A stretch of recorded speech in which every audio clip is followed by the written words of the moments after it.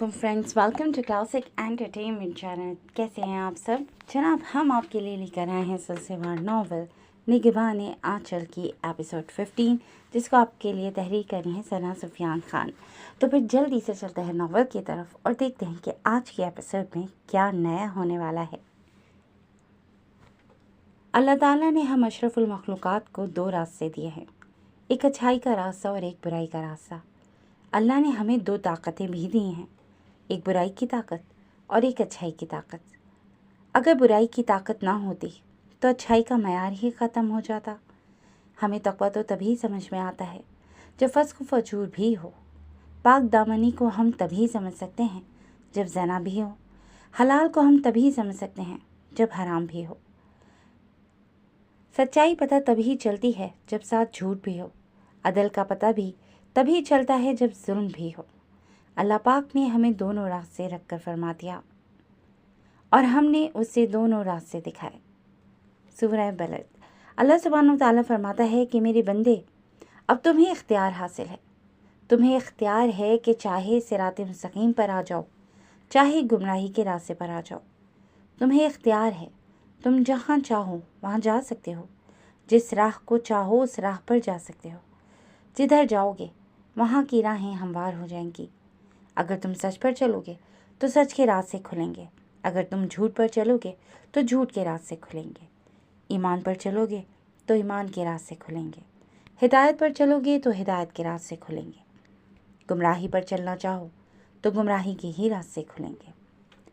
अल्लाह ताला हमें ये ताकतें देने के साथ ये भी फरमाता है कि ये दोनों ताकतें इंसान के अंदर रख दी गई हैं और इंसान को इम्तिहान में डाल दिया गया है कि तुम जिस रास्ते चाहो उस रास्ते पर चल सको। हिदायत पाना चाहते हैं तो हिदायत पर चलो, अल्लाह तुम्हें ज़रूर हिदायत देगा। उससे अपने लिए गुमराही को चुना था और आज वो गुमराही था। वो क्या था?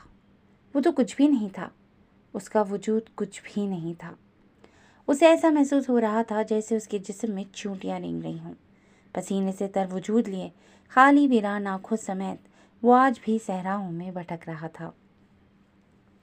बेबसी ही बेबसी थी जो आज उसके वजूद में रच बस गई थी। आज उसका कोई भी पावर, कोई भी तरीका, कोई भी हथकंडा काम नहीं आ रहा था। उसकी समझ से बालातर था ये सब कुछ। अल्लाह ताला फरमाता है कि ऐ बंदे, तुम मेरी तरफ बढ़ो, मैं तुम्हारी मतलूबा शय तुम तक पहुँचा दूँगा। आज उसका दिल शिद्दत से अपने गुमराह होने की गवाही दे रहा था। और क्यों ना देता? अपनी ज़िंदगी में कौन सा उसने कभी अच्छा काम किया था? उसे तो याद भी नहीं पड़ता था कि कभी उसने किसी के लिए कुछ किया हो।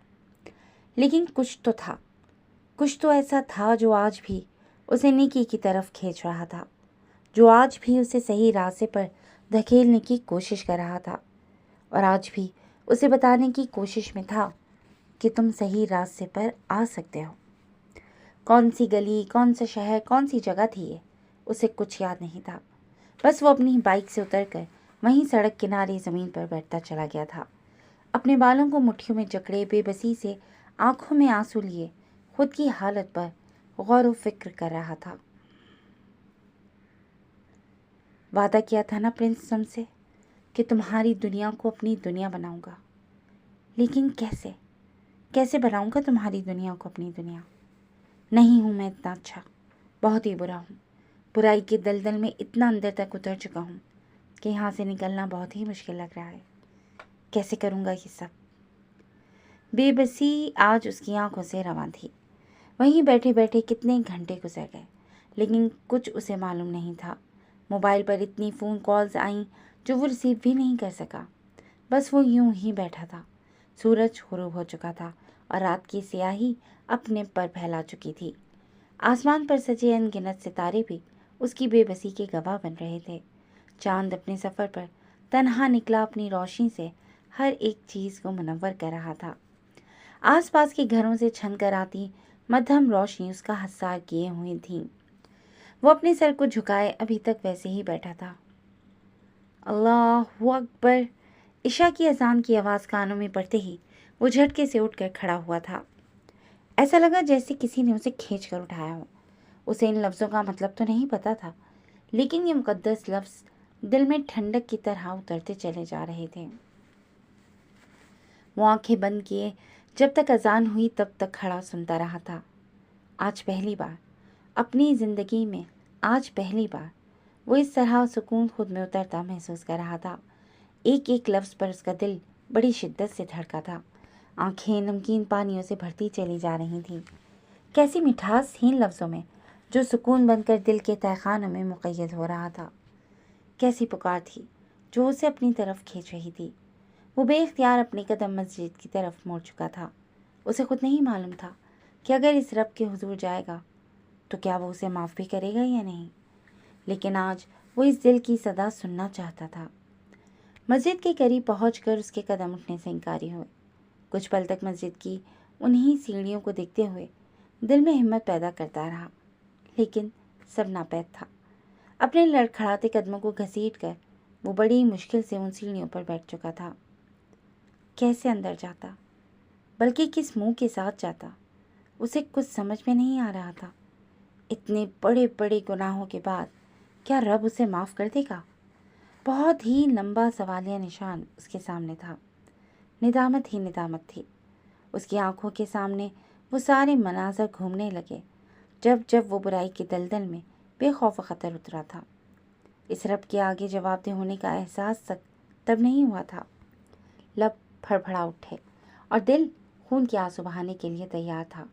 ضمیر کی الگ عدالت لگی ہوئی تھی۔ اس نفسا نفسی کی دنیا میں وہ ایک ایسا بھٹکا ہوا مسافر تھا جس نے اپنی منزل و مقصود تک پہنچنے کے لیے غلط راستے کا انتخاب کر لیا تھا۔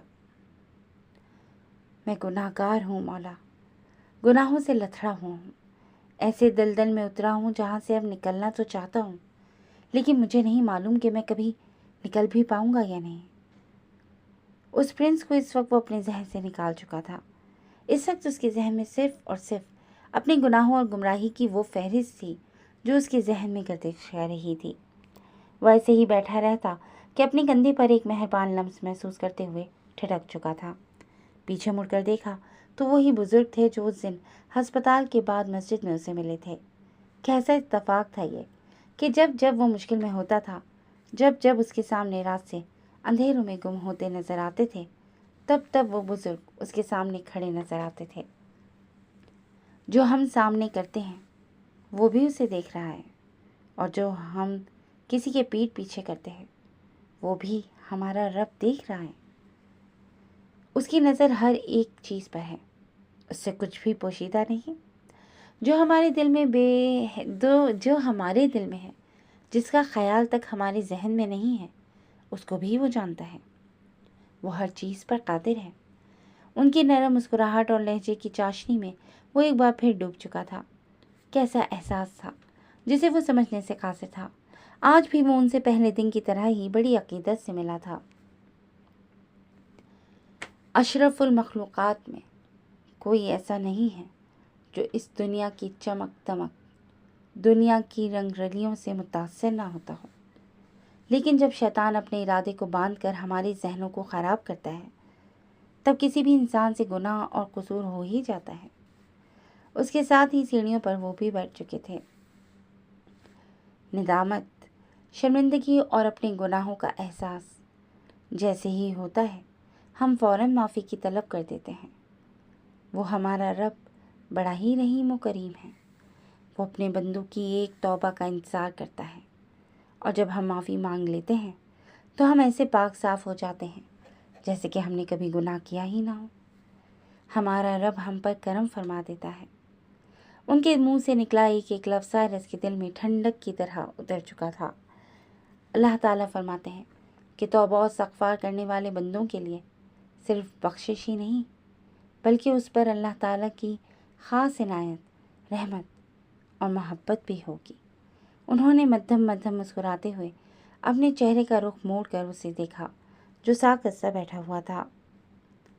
تمہارا دل ابھی کالا نہیں ہوا، ابھی تم اتنی بھی گمراہی کے دلدل میں نہیں اترے ہو کہ جہاں تمہیں اچھائی اور برائی کا پتہ نہ چلے۔ اس رب کی پکار تم تک پہنچ رہی ہے، لوٹ آؤ، ابھی بہت دیر نہیں ہوئی ہے۔ ان کی پکار پر اس کا دل بڑی شدت سے دھڑکا تھا۔ وہ اٹھ کر کھڑے ہوئے تھے۔ جب وہ بھی ان کے ساتھ اٹھ کر کھڑا ہوا، اسے اپنے ساتھ مسجد کے اندر داخل ہوتے دیکھ ان کے ہونٹ بے اختیار دھیمے سے مسکرائے تھے۔ ان کی دیکھا دیکھی اس نے بھی وضو کیا تھا اور وضو کرنے کے ساتھ سر پر مسجد کی ہی ایک ٹوپی رکھ کر مسجد کے صحن میں داخل ہو گیا۔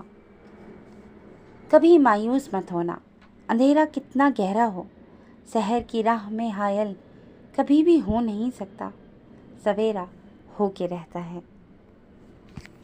وہ نیند میں تھی جب اسے اپنے اوپر دباؤ سا محسوس ہوا تھا۔ چند پل بعد اسے اپنی گردن اور اپنے وجود پر پانی محسوس ہوا۔ ایسا لگا جیسے کسی نے ڈبکی لگا کر کہیں سے نکال دیا ہو۔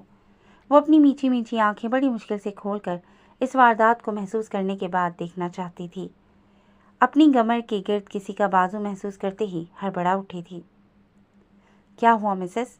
شوہر فیل ہو رہا ہے۔ آپ نے بھی تو مجھے بیوی فیل کروایا آج۔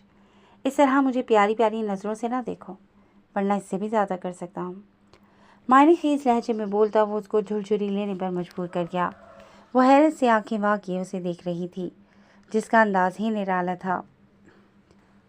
وہ اس کی کمر کے گرد بازو حمائل کیے مسکراتے ہوئے اسے ساکت کر گیا۔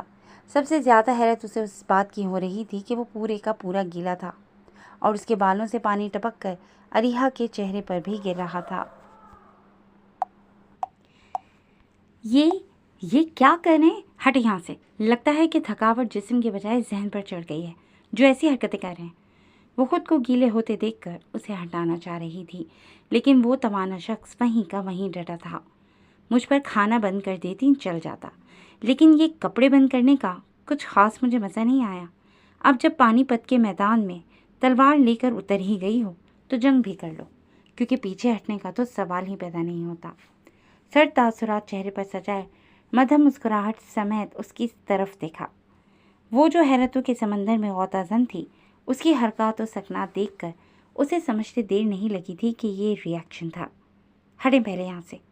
شرم و حیا سے سرخ چہرہ لیے اس کے سینے پر ہاتھ رکھے اسے ہٹانے کی تغو میں تھی۔ اس کے گریز پر چند پل بعد ہی وہ پیچھے ہوتے بیڈ سے نیچے اتر گیا۔ میرا کپڑا اور چادر سب گیلی ہو گئی۔ بیوقوف تھی جو یہ سب کر کے اپنے احساسات اور جذبات بتانے چاہے تھے، لیکن میں ہوں کون اور لگتی ہی کیا ہوں آپ کی، یہ سوال کرنا خود سے بھول گئی تھی۔ اذیت ناک لہجے میں کہتے ہوئے اس کے دل کو جھنجھوڑ گئی تھی وہ۔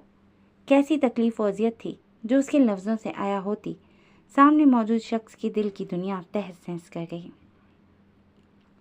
اریحا تنبیہ انداز میں کہتا ہوا بے بس نظر آیا تھا۔ اپنے مابین اس نازک تعلقات کو کیسے صحیح کرے، اسے کچھ خاص سمجھ نہیں آ رہا تھا۔ آج اسے محسوس ہو رہا تھا کہ شاید کہیں اس سے پیچھے غلطی ہو چکی ہے، حالانکہ وہ غلطی نہیں تھی، لیکن اریحا کی سمجھ میں جب وہ چیز آ ہی نہیں رہی تھی تو وہ کس طرح اپنے منہ سے اسے سمجھاتا۔ وہ بیڈ سے نیچے اتر کر اپنی سرخ آنکھوں پر ہاتھ رکھتے دیوار سے ٹیک لگائے کھڑی ہو گئی۔ اس کی حرکت پر وہ بے اختیار چند قدم آگے بڑھا اور اس کے قریب پہنچ کر رک گیا۔ مت اذیت دو خود کو اور مجھے میری ہی نظروں میں گرانا بند کر دو پلیز۔ جس دن میرے صبر کا پیمانہ لبریز ہو گیا، اس دن مجھ تک لوٹ آنے کے سارے در بند ہو جائیں گے۔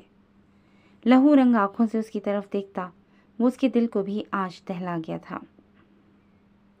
اسی ایک بات کے لیے وہ ہمیشہ اس کی ذات کو بے مول کر دیا کرتی تھی۔ کیا اس کی نظروں میں کوئی حیثیت نہیں تھی، یا پھر وہ اسے کچھ سمجھتی ہی نہیں تھی؟ کیا تھا وہ اس کی نظروں میں؟ اسے خود آج اپنے لیے اس کے رویے کی سمجھ نہیں آ رہی تھی۔ اس کی آنکھوں میں کرب کی ایک لہر دوڑی تھی۔ اریحا کا دل بے اختیار شدت سے دھڑکا تھا۔ آنکھوں سے لاتعداد آنسو گرتے ہوئے گالوں پر بکھرتے فرش کی زینت بنے تھے۔ اسے اس طرح روتا ہوا دیکھ کر وہ خود کو روک نہیں پایا تھا۔ مٹھیوں کو بھیجے اس سے 2 قدم پیچھے ہٹتے خود بھی دیوار سے ٹیک لگائے دور کھڑا ہو گیا۔ اس کو اس طرح دوری اختیار کرتے دیکھ کر آج وہ پہلی دفعہ اپنے احساس سمجھنے سے قاصر ہوئی تھی۔ وہ تو ہمیشہ اس کی طرف بڑھتا تھا، چاہے وہ لاکھ اسے دھتکارتی تھی۔ اس پہلی دفعہ کے بعد ان 8 سالوں میں وہ ہمیشہ ہی اس کی طرف بڑھا تھا، لیکن آج پہلی دفعہ وہ اسے دور اختیار کیے بہت ہی دور کھڑا تھا۔ اریحا خود پر ضبط کرتے ہوئے اپنے ہاتھوں سے اپنے آنسوں کو صاف کر کے الماری کا لاک کھول گئی اور اپنے کپڑے نکال کر واش روم میں گھس گئی۔ چند منٹ بعد کپڑے تبدیل کرتے ہوئے کھانا گرم کرنے کی غرض سے کچن کی طرف چل پڑی۔ وہ خود بھی آج اس کے انتظار میں بنا کھانا کھائے ہی سو گئی تھی اور آتے کے ساتھ ان کے بیچ یہ سب ہو چکا تھا۔ اس کے جانے کے بعد شاذم بھی اپنے کپڑے تبدیل کرتے ہوئے بیڈ پر دراز ہوا تھا۔ ذہن بہت الجھن کا شکار تھا، سمجھ سے ہر چیز بالاتر تھی۔ وہ چاہتا تو ان دوریوں کو مٹا سکتا تھا، وہ چاہتا تو اس خلش کو دور کر سکتا تھا، لیکن وہ چاہتا ہی تو نہیں تھا۔ 10 منٹ بعد وہ ٹرے ہاتھوں میں لیے کمرے میں داخل ہوتے بیڈ پر اس کے سامنے رکھنے لگی تھی، جب وہ اپنے لبوں کو بھیجے غصے سے اس کی طرف دیکھتا مخاطب ہوا۔ جس کام کے لیے دل راضی نہ ہو اس کام کو کبھی نہیں کرنا چاہیے، اور میں کبھی نہیں چاہوں گا کہ تم اپنے دل کو مار کر میرے لیے کچھ بھی کرو۔ تمہارا دل میرے لیے انمول ہے، اور انمول چیزوں کی قدر کی جاتی ہے، نہ کہ اس کو اپنے پیروں تلے روندا جائے۔ اس لیے آج کے بعد سے تم میرا کوئی بھی کام مت کرنا۔ میں نہیں چاہتا کہ تم اپنے دل کے خلاف جا کر میرے لیے کچھ بھی کرو۔ اس کے نرمی سے کہے گئے ان الفاظوں پر بھی وہ شرمندہ رہ گئی تھی۔ یہ سب کیا سے کیا ہو گیا تھا؟ وہ ایسا تو نہیں چاہتی تھی۔ وہ اپنے مابین تعلقات کو ٹھیک کرنا چاہتی تھی، لیکن دل آج بھی اسی ایک جگہ پر اٹکا ہوا تھا۔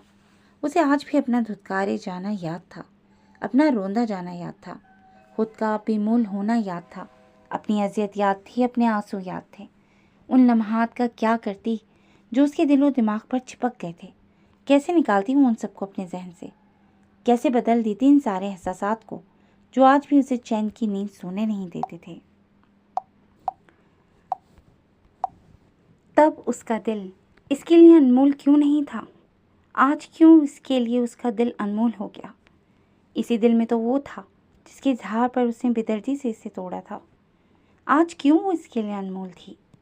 وہ سوچوں میں غرق اس کی طرف دیکھتی ویسے ہی خاموش کھڑی تھی جب شاذم ٹرے دوسری طرف کھسکا کر کمفرٹ خود پر لیتے لیٹ گیا تھا۔ اسے دوسری طرف چہرہ کیے سوتے دیکھ کر وہ خاموشی سے ٹرے اٹھا کر کچن میں لا کر رکھتے ہوئے بے اختیار روتی چلی گئی تھی۔ اس کی وجہ سے آج وہ بھوکے سو گیا تھا، دن بھر کا تھکا ہوا تھا، اور ابھی وہ پوری طرح سے صحت یاب بھی نہیں ہوا تھا۔ اس نے کھانا نہیں کھایا تھا تو وہ کیسے کھا لیتی؟ اس کے گلے سے ایک بھی نوالا کیسے اتر جاتا بھلا؟ وہ روتے روتے ہی دوسرے کمرے میں جا کر بند ہوئی تھی۔ آج اس کا سامنا کرنے کی بھی ہمت نہیں ہو رہی تھی۔ غلطی کس کی تھی؟ شاید کسی کی بھی نہیں۔ وقت اور حالات نے آج انہیں اس دہانے پر لا کر کھڑا کر دیا تھا جہاں سے ان دونوں کو کچھ بھی نظر نہیں آ رہا تھا، یا شاید وہ دیکھنے کی کوشش ہی نہیں کر رہے تھے۔ جی دوستوں، آج کے لیے بس اتنا ہی۔ کیسی لگی آپ کو آج کی ایپیسوڈ؟ یقیناً پسند آئی ہوگی تو جڑے رہیے گا کلاسک انٹرٹینمنٹ چینل کے ساتھ، جہاں بہت جلد ہم نئی ایپیسوڈ لے کر آئیں گے۔ اور ہاں، ہمارے چینل پہ اگر آپ نئے ہیں تو ہمارے چینل کو لائک اور سبسکرائب کرنا ہرگز نہ بھولیے گا، تاکہ آپ کوئی بھی ایپیسوڈ نہ مس کر سکیں۔ نیکسٹ ایپیسوڈ تک کے لیے ٹیک کیئر اینڈ اللہ حافظ۔